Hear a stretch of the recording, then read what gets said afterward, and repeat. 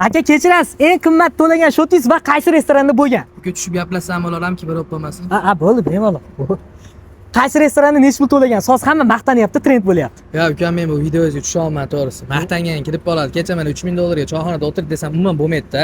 Mana bugun kech payti oshlarning 1 so'm puli yo'q. Bitta joyga bor, laman ber deyapti, bir 20 million shot keladi yetgan.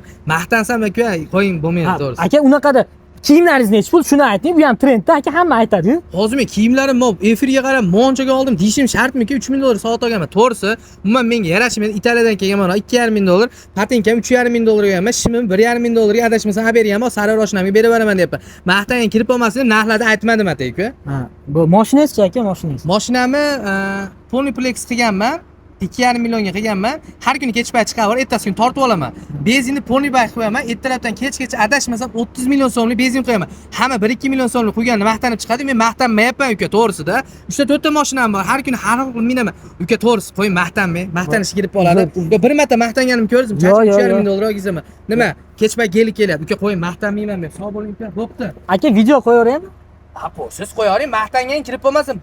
Vaqti maqtanmayman, tushundingizmi? Mana kommentda odamlar o'zi ham aytadi. Men mikrofoningiz nechi pul? 100 dollar. 100 dollarlik mikrofon gapirdim. Eng kami tilla mikrofon gapiraman men. Bo'pti ukajon, maqtanib qolmang yana. Bo'pti.